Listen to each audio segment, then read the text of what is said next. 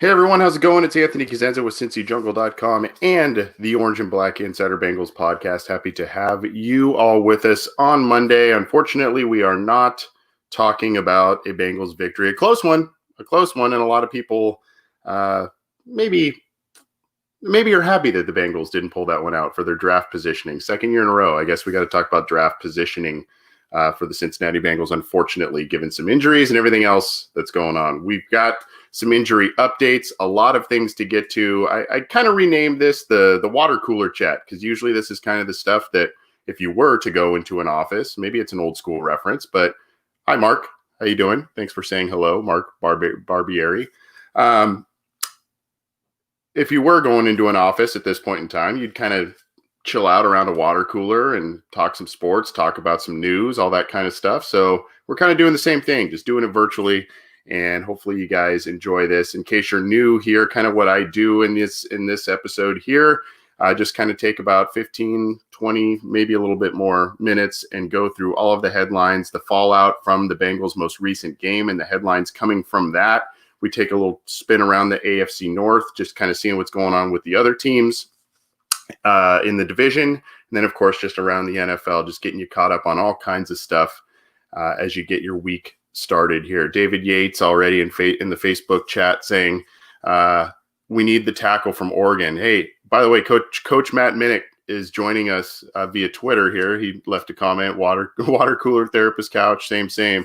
David, go check out Coach Minnick's. If for some reason you don't follow that guy on Twitter, go check out his Twitter account and look at all the film review he has done on Penei Sewell, the tackle from Oregon. A lot of good film work. I'm sure he'll probably be putting together a Chalk Talk episode or something. I'm already creating work for the poor guy. Feel bad for him. But hey, he may be putting up a Chalk Talk episode coming up here on Penei Sewell. Great football player and some good breakdown from Coach. I had the pleasure of watching a lot of Sewell, particularly last year with Herbert. And, he's a guy to really marvel at. And Matt's doing some homework on that. You got to love when people do homework for you. When people do your homework for you, you got to love that. So good to have everybody here. Let's get right to it. I'm going to start sharing my screen. And one of the things I'm going to share with you here to start off, this is Zach Taylor, Bengals head coach, obviously, talking about, it was a question that was asked of him by Ben Baby of ESPN, talking about pressure based on his win-loss record thus far with the Cincinnati Bengals. This is on Twitter. So let me pull this up for you here, and hopefully you can hear it. It looks like it's unmuted. Here's what Zach Taylor had to say about the 4 wins at the end of his second season. I feel pressure every single day to be urgent, to do my job the best I can. And it shouldn't change. If you believe in the way that you're approaching things and what your vision is, it shouldn't change based on wins or losses.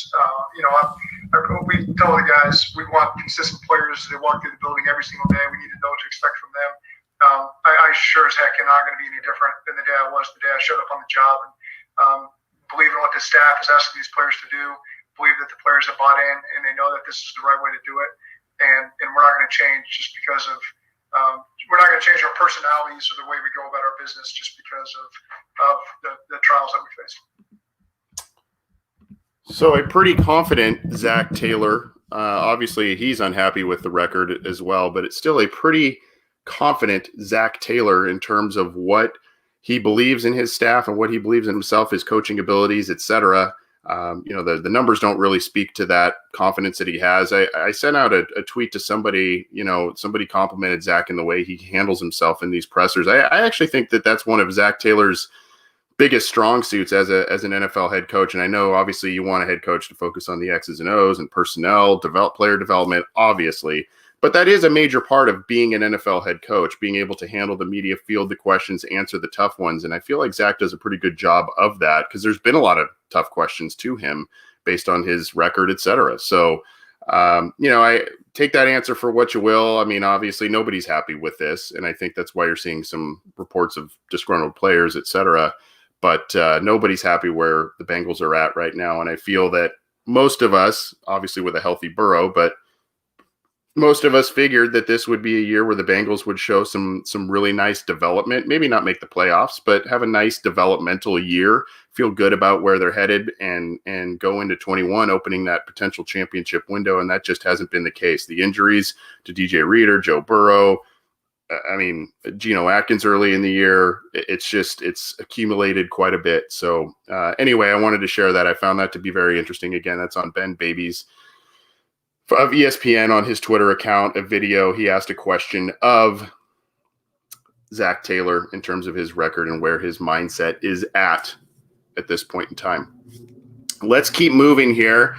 The next thing I will be sharing for those of you that are watching via Cincy Jungle's Facebook page, or if you're watching us on Twitter, on the Bengals OBI Twitter account, or if you're watching us on the YouTube channel, I'm going to be sharing my video or my screen here on a couple of different things. Again, you got to love when people do the homework for you, and we've got some PFF scores and other stuff to get to. I wanted to share this real quickly. This is a quote via Lindsey Patterson, Cincinnati media member. Learn to win with what you have is a quote that Tim McGee, former Bengals wide receiver, he actually was on our program a handful of months back, and we're actually trying to get him back on. So we may try and get him on this week, but I thought this was a very interesting tweet. There is an article also up on cincyjungle.com referencing this tweet that Zach, talking about Zach Taylor, you have to learn to win with what you have. That is a mark of a good coach. And right now, Zach Taylor, we can talk about all the excuses, injuries, etc., and Zach Taylor is just simply not getting it done. And these one-score games just drive you nuts. They drive you nuts because you feel like you're, even with the personnel losses, you feel like you're that close, but also it's a repeat. And at some point, you got to kind of say, what really is this is a symptom of something. Is it the injuries and that's it? Or is it the coaching staff and their inability to be able to find ways to win? And as Tim McGee eloquently put it, find ways to win with what you have. And they are not doing that. That's the mark of a lot of great coaches. I mean, you saw that in the, with Bill Walsh and Bill Belichick. And I mean, that's just how these guys really kind of created their legacy. And unfortunately, it's not really working for Zach at this point. All right, let's keep moving on. This is where our good friend, Bengals captain, everybody knows the Bengals captain. He did a lot of work for us by relaying some PFF scores. I thought this was kind of interesting. Go follow the captain if you don't. Great guy.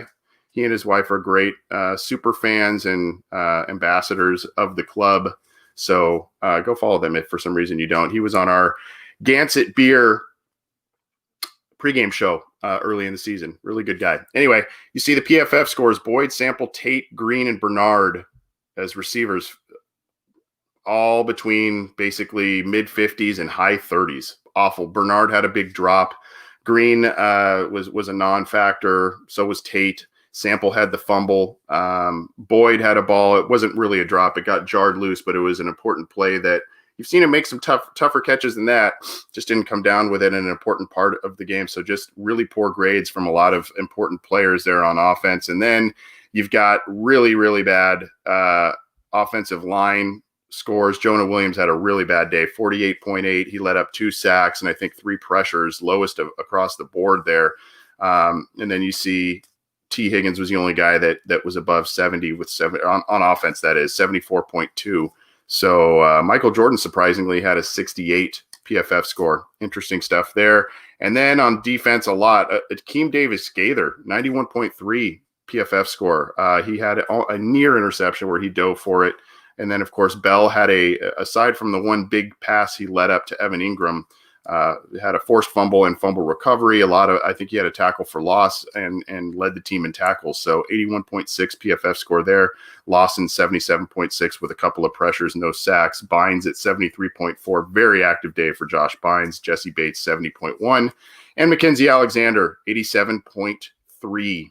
He and Josh Bynes were everywhere yesterday. Everywhere. Those guys were all over the place making plays and made life miserable for both Daniel Jones and Colt McCoy, who came in relief for Daniel Jones. We're going to keep it moving here. I'm Anthony Cosenza with CincyJungle.com and the Orange and Black Insider. Thanks for tuning in live. Thanks for downloading after the fact. This is the water cooler chat I don't know. If you don't like the name, let me know. I don't know. I'm just trying to tinker around with some stuff. Kind of trying to build some, I don't know, office-like camaraderie, friendships, that sort of thing, even if it's virtually. We're going through all kinds of different news and notes as it pertains to the Cincinnati Bengals, the AFC North, and the NFL. Going to be here a few more minutes. Appreciate you joining us. If you're joining us on a number of different platforms live, I appreciate that. And we appreciate all the support you show, not only this program, but Orange is the New Black by Ace Boogie and Zim Hude, as well as Chalk Talk with Matt Minnick, all of which are available on the Cincy Jungle podcast channel on all major podcast streaming platforms. So check that out. And then, of course, you can subscribe to our YouTube channel. I think it's right here. You can subscribe to that channel there. Click that and get notified when we go live. Of course, do the same on the Cincy Jungle Facebook page. Lindsey Brillhart, California Bears hat. No, that's the California flag. There's a bear and California Republic. That's like the California flag, but it was orange and black. So I kind of did a little, since I'm from Southern California, Bengals guy, kind of tried to blend the two here. So that's what the deal is with the hat, Lindsay. I always wear lids. You guys know that. If you've tuned in for any period of time, you know I like to wear the lids. And I know my flat bills offend some of you, but hey, that's my style. Thank you, Ian. Appreciate it, buddy. Appreciate it, man. Hey, let's keep moving on. What do you say? Let's go here. There's just a brief quote from Bengals.com via Brandon Allen about his basically his first start. Let me pull this up here. Just a couple of quotes here, and this is from Jeff Hobson. Allen gets another shot as Bengals nearly catch the Giants. Right here, it's definitely a weird year, but it's a weird year for everyone, so there's no excuse for that, said Allen, his first career Zoom with the Cincinnati media, coming 4 months after he signed. I've been around the building, and guys have seen me in practice. That first Wednesday practice was good for the whole team to see the throws being made. I tried to talk to as many guys as I could and get to know a lot of the guys. But with this season, with COVID-19, it is a very strange season. There's a whole big article about this. Hey, it wasn't easy for Brandon Allen. He didn't play very well. He had a 50 PFF score, as you saw, did throw a touchdown and an interception, did have a sack fumble. It wasn't an easy situation for him to get thrown into, obviously. Limited practices, called up from the practice squad, and just kind of thrown into a starting role. If you joined us yesterday on the post-game show, you would have heard that Zach Taylor is basically committing at least to next week as Brandon Allen as his starter. So we will be seeing Brandon Allen continue at least next week as the starting quarterback for the Bengals. But, not an easy situation. I know it's easy to criticize Brandon Allen, not an easy situation. Obviously, the hope that you have with Brandon Allen as you move forward here is you get some sort of an answer as to if he is a viable backup quarterback option for this team going forward, because in limited opportunities, Ryan Finley does not look that part. So they need to figure out what they have. Obviously the hope is you never have an injury issue with Joe Burrow ever again, but they unfortunately happen. And if you do have some sort of situation where you need a spot start here and there, it would be good for this team to be able to know that a guy like potentially Brandon Allen can step in and do that. So that's kind of one of the goals as the Bengals end the year. Obviously, they want to try and end the year on a better note, but they need to figure out what they have at the backup quarterback situation. I think that's definitely what's on the plate. Eric Lyon, we suck. Wow, yeah, they're not very good right now. That is an unfortunate truth. Jeffrey Turner says, I thought Allen had some decent throws. There were some that were pretty good. There were some that were okay. There was one, like an egregious one he threw to AJ Green deep that he missed, and he threw it late down the sideline, got batted down, and he had an open underneath route. Same thing. I think it was twice. He just missed two underneath reads and went to another read that just, didn't end up netting him a good play. But, I think that also, I hope, the processing skills just aren't there with Joe Burrow, because Joe Burrow's processing skills are off the charts. But I hope that at least improves a little bit from what we've seen in terms of his processing and getting the correct reads. You hope that improves with a little bit more time, a little more practices, all that stuff under his belt. We'll see. Let's keep charging on. Speaking of quarterbacks and Joe Burrow, the number 1 overall pick. If this is on cincyjungle.com, by the way, his surgery has been scheduled. I believe it's this week. So, out in my neck of the woods, out by LA, he's going to have surgery in about a week. So if you continue to go follow Lindsay Patterson on Twitter, she also said, she's spoken to another medical professional that said, if Burrow was to have it even at the end of the year, the surgery at the end of the year, the timeline would still be that he would be able to start week 1. It appears, since that's been pushed up a couple of weeks, we're even talking potentially a little bit sooner than that. And obviously don't want to rush him back, but you want him to be able to. It would be very beneficial if Joe Burrow was able to participate in whatever preseason and training camp will look like next year. Hopefully it'll be far more improved for a variety of reasons than what it was this year. But you would hope that he's able to do some of that stuff just to kind of knock off a little bit of the rust and get, gain some more cohesion with some of his receivers, et cetera. So we'll see. It's going to be close. It's going to be a tight window if he's going to want to start week 1. And I think also after this surgery is done, we'll probably start hearing a little more details as to exactly the extent of the damage done in the knee. We've heard kind of 3 ligaments. We've heard 2 ligaments. We've heard meniscus. We've heard all kinds of different kind of, I don't know if conflicting reports is the right word, but we need to kind of figure out exactly what's going on with Joe Burrow there. And hopefully we'll start hearing some more details as to the extent of the damage done when he has the procedure done. That's, unfortunately, I wish we weren't talking about that, but let's get that surgery out of the way. Let him rehab.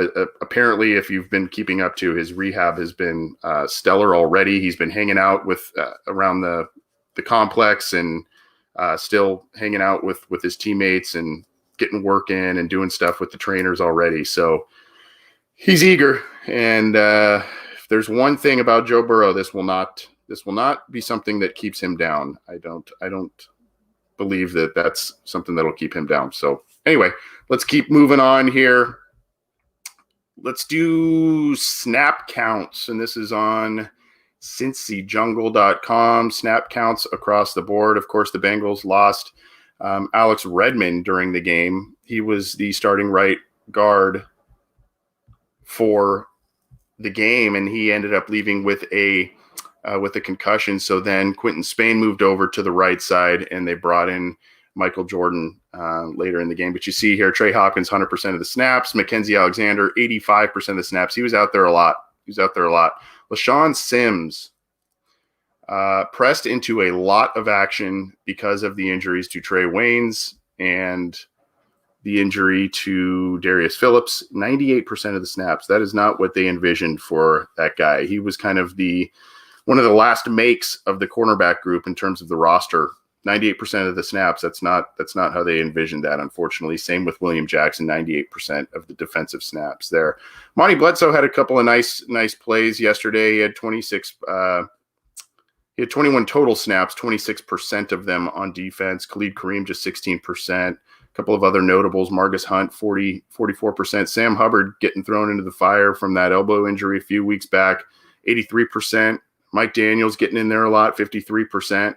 Geno Atkins, guys, 22%, 18 total snaps. Not really sure what's going on there. I think he has 1 tackle on the entire season, Geno Atkins.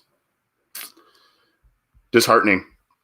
Xavier Williams, 43%. This is kind of where it gets interesting when you look at the defensive tackle breakdowns there of snaps. Christian Covington, twice as many snaps as Geno Atkins. Xavier Williams, almost twice as many snaps. So something's going on there. Jermaine Pratt played quite a bit, 56%. He was active, made the most of those snaps. Josh Bynes, 60 snaps. And then you can see here, just the disparity of snaps between offensive players and defensive players. The Bengals just weren't moving the ball very much, didn't have the ball very much. So you see the amount of snaps. It's just a total disparity between the two here. You see 100% of the snaps from Spain, Jonah, Bobby Hart, and of course, Brandon Allen. Samaje Perine, just 7 plays. Giovanni Bernard, 78% of the offensive snaps, 81 total snaps. So if you look here, 81 total snaps Von Bell is 100%. So 81 plays on defense to 49 plays on offense. That's a big, that's a big difference. It's a big difference. And then you see a few others down here. AJ Green, 40 snaps on offense. T. Higgins, 45 snaps on offense. So that is your snap breakdown, and that can be found on cincyjungle.com. Let's take a spin quickly around the AFC North. Want to remind everybody that before I do that,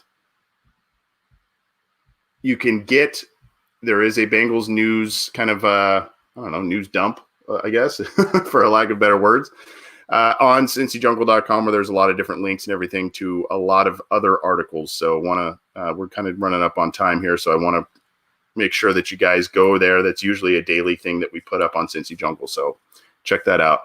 The Browns had a bit of a scare yesterday against the Jacksonville Jaguars, and just quickly going to show you some stuff here. You look at the stat line from Baker Mayfield and you say, hey, that's not too bad. 19 of 29, 258, 2 touchdowns, no interceptions. He did not play very well. There was an instance, if you can go find this video on Twitter, it's everywhere, but there was an instance in a goal line situation. Baker Mayfield had 2 guys open, Kareem Hunt underneath, and I don't remember the receiver who he ended up throwing it to, wide open. Both of them were wide open for a gimme touchdown, overthrows him, and missed some other throws. And you see here the score, the Browns eke it out 27-25 over the Jags, who were 1-10. You see there, it's just not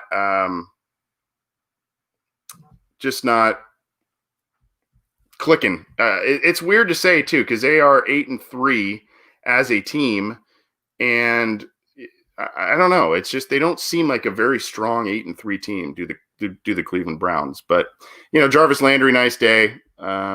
Nick Chubb, great day. Kareem Hunt. I mean, if you know anything about the Browns, they can run the football. And Baker Mayfield is playing.